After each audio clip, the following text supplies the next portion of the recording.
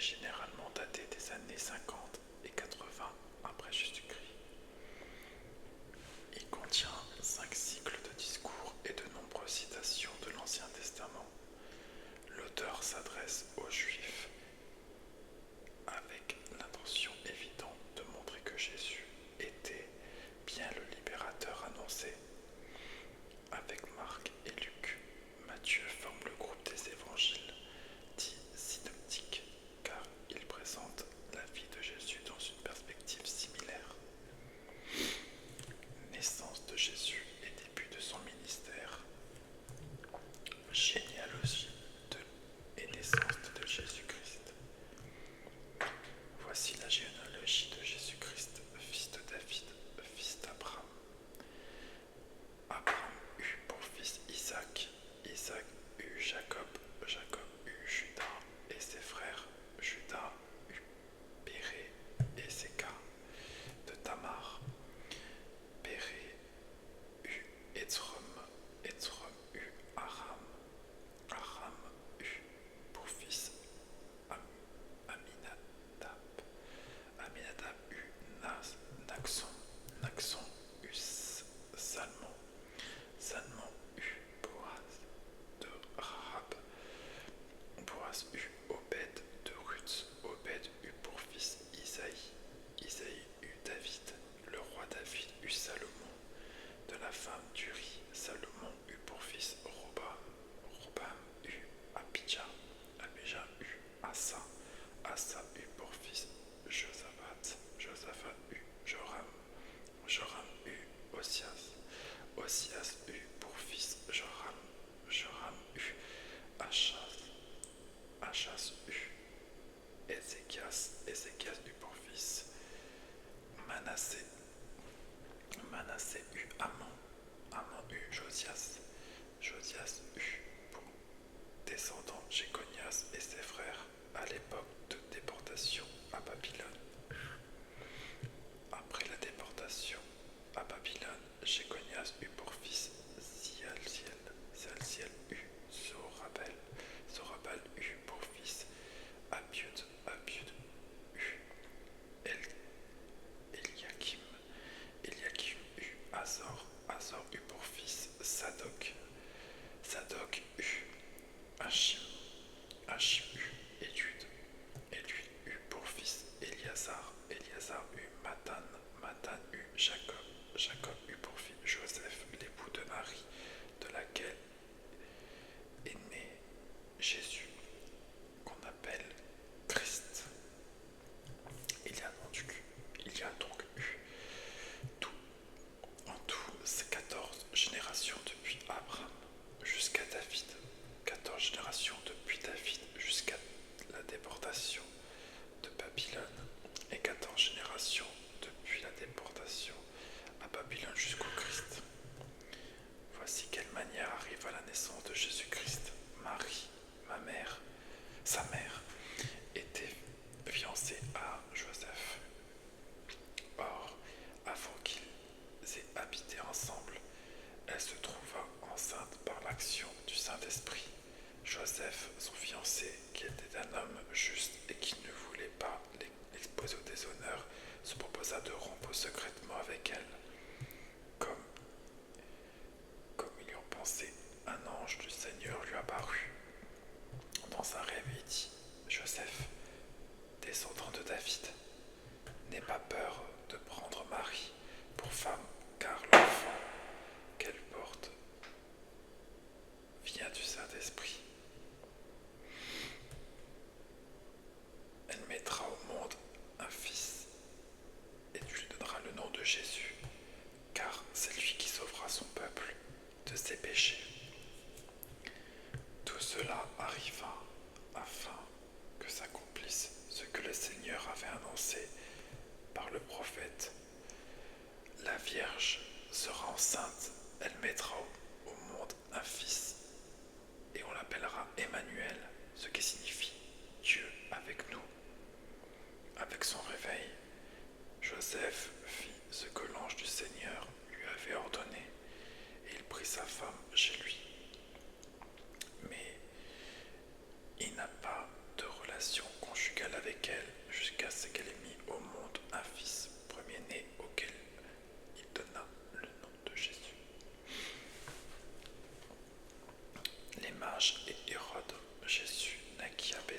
en Judée, à l'époque du roi Hérode. Or, des mages venus d'Orient arrivèrent à Jérusalem et dirent: où est le roi des Juifs qui vient de naître? En effet, nous avons vu son étoile en Orient et nous sommes venus pour l'adorer. Quand le roi Hérode apprit cela, il fut troublé, et tout Jérusalem avec lui. Il rassembla tous les chefs des prêtres et spécialistes où le Messie devait naître. Ils lui disent: à Bethléem en Judée, car voici qui a été écrit par le prophète. Et toi, Bethléem, terre de Juda, tu n'es certes pas la plus petite parmi les principales villes de Juda, car de toi sortira un chef qui prendra soin d'Israël, mon peuple. Alors Hérode fit appeler en secret les mages. Il s'informa soigneusement auprès d'eux du moment où l'étoile était apparue. Puis il les envoya à Bethléem en disant: allez prendre des informations exactes sur le petit enfant. Quand vous l'aurez trouvé, faites-le moi savoir afin que j'aille aussi l'adorer. Après avoir entendu le roi, ils partirent. L'étoile qu'ils avaient vue en Orient allait devant d'eux jusqu'au moment où arrive au-dessus de l'endroit où était le petit enfant. Elle s'arrêta. Quand ils aperçurent l'étoile, ils furent remplis d'une très grande joie. Ils entrèrent dans la maison, virent le petit enfant avec Marie, sa mère, se prosternent et l'adorent. Ensuite, ils ouvrirent leur trésor et lui offrirent un cadeau: de l'or, de l'encens et de la myrrhe. Puis, avertis dans un rêve de ne pas retourner vers Hérode, ils ne regagnèrent leur pays par un autre chemin. Lorsqu'ils furent partis, un ange du Seigneur apparut dans un rêve à Joseph et dit: lève-toi, prends le petit enfant et sa mère, fuis en Égypte et reste ici jusqu'à ce que je te parle, car Hérode va rechercher le petit enfant pour le faire mourir. Joseph se leva, prit de nuit le petit enfant et sa mère et se retira en Égypte. Il resta jusqu'à la mort d'Hérode afin qu'il s'accomplisse ce que le Seigneur avait annoncé par le prophète: j'ai appelé mon fils à sortir d'Égypte. Quand Hérode vit que les mages l'avaient trompé, il se mit dans une grande colère. Il envoya tuer tous les enfants de 2 ans et en dessous qui étaient à Bethléem et dans tout son territoire, selon la date qu'il s'était fait préciser par les mages. Alors s'accomplit ce que le prophète Jérémie avait annoncé. On a attendu des cris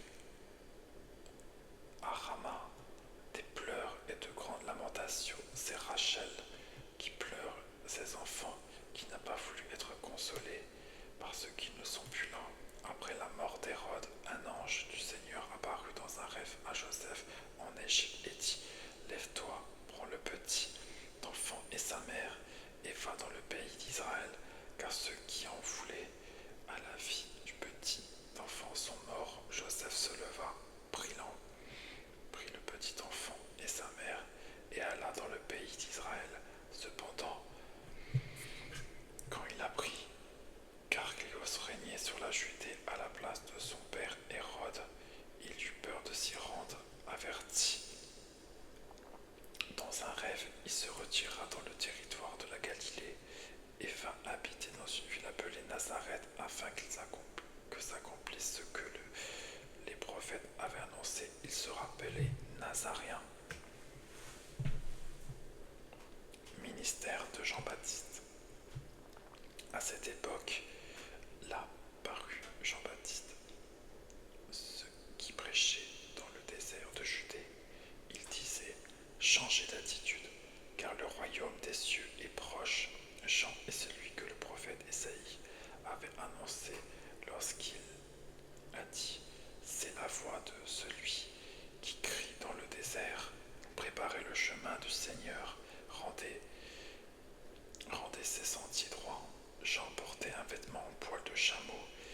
ceinture de cuir autour de la taille.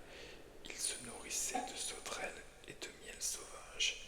Les habitants de Jérusalem, de toute la Judée, de toute la région de Jourdain se rendaient vers lui, reconnaissant publiquement leurs péchés. Ils se faisaient baptiser par lui dans les eaux du Jourdain. Cependant, quand il vit beaucoup de pharisiens et de sadducéens venir se faire baptiser par lui, il leur dit: Race de vipères, qui vous a appris à fuir la colère à venir, produisez donc du fruit qui confirme votre changement d'habitude. Vous n'avisez pas de dire en vous-même: nous avons Abraham pour ancêtre. En effet, je vous déclare que c'est Pierre Dieu peut faire naître des descendants d'Abraham. Déjà, la hache est mise à la racine des arbres. Toute arbre qui ne produit pas de bons fruits sera donc coupée et jetée au feu. Moi, je vous baptise d'eau en vue de la repentance, mais celui qui vient après moi est plus puissant que moi, et je ne suis pas digne de porter ses sandales. Lui, il vous baptisera du Saint-Esprit et de feu. Il a à sa pelle à la main, il nettoiera son aire de battage, il amassera son blé dans le grenier, mais il brûlera la paille dans un feu qui ne s'éteint jamais. Alors Jésus vint de la Galilée jusqu'au Jourdain, vers Jean, pour être baptisé par lui. Mais Jean s'est opposé en disant: c'est moi qui ai besoin d'être baptisé par toi, et c'est toi qui viens vers moi. Jésus lui répondit: laisse faire maintenant, car il est convenable que nous accomplissions ainsi tout ce qui est juste. Et Jean ne lui résistera plus. Dès qu'il fut baptisé, Jésus sortit de l'eau. Alors le ciel s'ouvrit et il vit l'Esprit de Dieu descendre comme une colombe et venir sur lui. Au même instant, une voix fit entendre le ciel et ces paroles: celui-ci est mon Fils bien-aimé, qui a toute mon approbation. Tentation de Jésus-Christ. Puis Jésus fut emmené par l'Esprit dans le désert pour être tenté par le diable. Après avoir jeûné 40 jours et 40 nuits, il eut faim. Le tentateur s'approcha et il lui dit: si tu es le Fils de Dieu, ordonne ces pierres devenir des pains. Jésus répondit: il est écrit, l'homme ne vivra pas de pain seulement, mais de toute parole qui sort de la bouche de Dieu. Le diable le transporta alors dans la ville sainte, le plaça au sommet du temple et lui dit: si tu es Fils de Dieu, jette-toi en bas. En effet, il est écrit, il donnera des ordres à ses anges à ton sujet, et ils te porteront sur les mains, de peur que ton pied ne heurte une pierre. Je suis dit: il est aussi écrit, tu ne provoqueras pas le Seigneur ton Dieu. Le diable le transporta encore sur une montagne très élevée. Il lui montrera les royaumes du monde et leur gloire, et lui dit: je te donnerai tout cela si tu te prosternes pour m'adorer. Jésus lui dit alors: retire-toi, Satan. En effet, il est écrit, c'est le Seigneur ton Dieu que tu adoreras, et celui seul que tu serviras. Alors le diable le laissa, et voici que des anges s'approchèrent de Jésus et le servirent. Début du ministère de Jésus. Lorsqu'il apprit que Jean avait été arrêté, Jésus se retira en Galilée. Il quitta Nazareth et vint habiter à Capharnaüm, ville située près du lac, dans le territoire de Zabulon et de Nephtali, afin que s'accomplisse ce qu'avait annoncé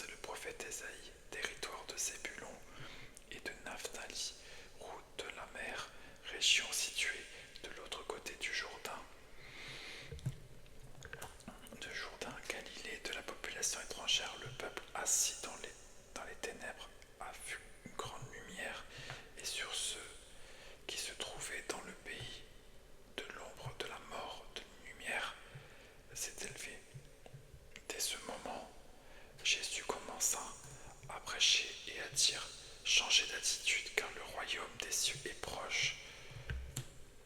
Comme il marchait le long du lac de Galilée, il vit le frère Simon, appelé Pierre, et son frère André, qui jette un filet dans le lac. C'étaient en effet des pêcheurs. Il leur dit: Suivez-moi, et je ferai de vous des pêcheurs d'hommes. Aussitôt, ils laissèrent les filets et ils le suivirent. Il alla plus loin et vit deux autres frères, Jacques, fils de Zébédée, et son frère Jean, qui étaient dans une barque avec leur père Zébédée et qui réparaient leurs filets. Il les appela, et aussitôt ils les laissèrent la barque et leur père le suivirent. Jésus parcourait toute la Galilée. Il enseignait dans les synagogues, proclamait la bonne nouvelle du royaume et guérissait toute maladie et toute infirmité parmi le peuple. Sa réputation gagna toute la Syrie et on lui amenait tous ceux qui souffraient de maladies et de douleurs de divers genres, des démoniaques, des épileptiques, des paralysés. Il les guérissait. De grandes foules suivirent venus de Galilée et de la Décapole, de Jérusalem, de la Judée et de l'autre côté du Jourdain.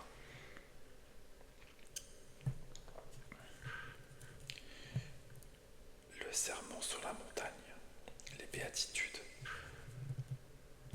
À la vue de ces foules, Jésus monta sur la montagne, il s'assit et ses disciples s'approchèrent de lui. Puis il prit la parole pour les enseigner. Il dit: Heureux ceux qui reconnaissent leur pauvreté spirituelle, car le royaume des cieux leur appartient. Heureux ceux qui pleurent, car ils seront consolés. Heureux ceux qui sont doux, car ils hériteront de la terre. Heureux ceux qui ont faim et soif de la justice, car ils seront rassasiés. Heureux ceux qui font preuve de bonté, car on aura de la bonté pour eux. Heureux ceux qui ont le cœur pur, car ils verront Dieu. Heureux ceux qui procurent la paix, car ils seront appelés fils de Dieu. Heureux ceux qui sont persécutés pour la justice, car le royaume de Dieu leur appartient. Heureux serez-vous lorsqu'on vous insultera, qu'on vous persécutera et qu'on vous dira faussement de vous toutes sortes de mal à cause de moi. Réjouissez-vous et soyez dans l'allégresse, parce que votre récompense sera grande au ciel. En effet, c'est ainsi qu'on a persécuté les prophètes qui vous ont précédés.